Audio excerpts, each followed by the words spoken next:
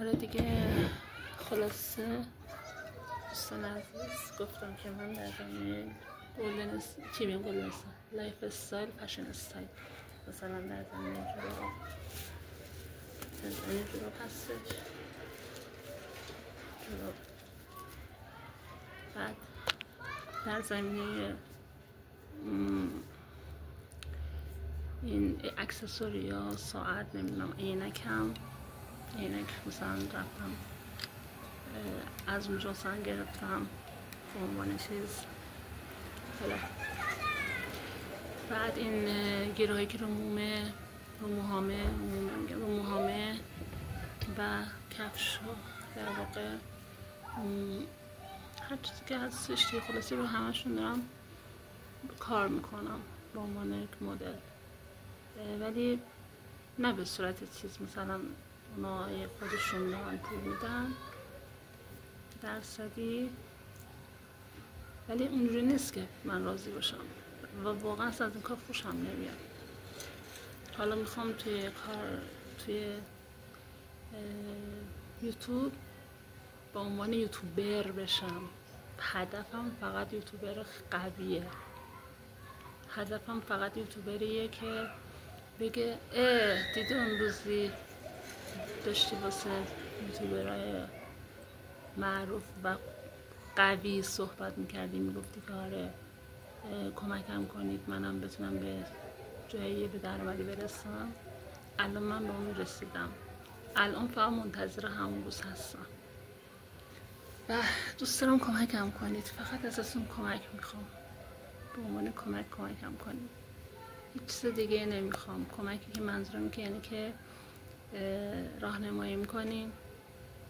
منم الان مثلا خیلی فیلم یا مثلا ویدیو گذاشتم توی یوتیوب، ولی متاسفانه اونی که من میخوام نیست. مثلا من رفتم توی باغمون، اونجا فیلم گرفتم، توضیح دادم، همه جا رو خودم بودم، صدای خودم بوده، فلان بوده، بهمان بوده. خب چون بلد نبودم، به هم کسی نگفت چجوری بذارمش تو یوتیوب، گذاشتم. اون چیزی که من میخوام نبود.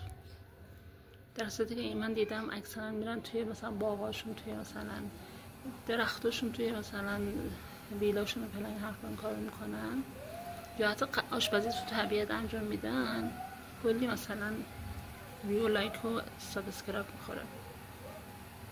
خب من میگم دیگه، من چون اصلا وارد نیستم و آشنا نیستم، حتی میخوام عکس بذارم نمیتونم بذارم، بلد نیستم چجوری باید عکس بذارم، چون اصلا عکسش اصلا آپلود نمیشه.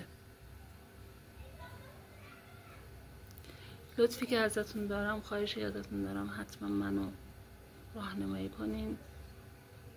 خیلی خیلی سپاسگزارم.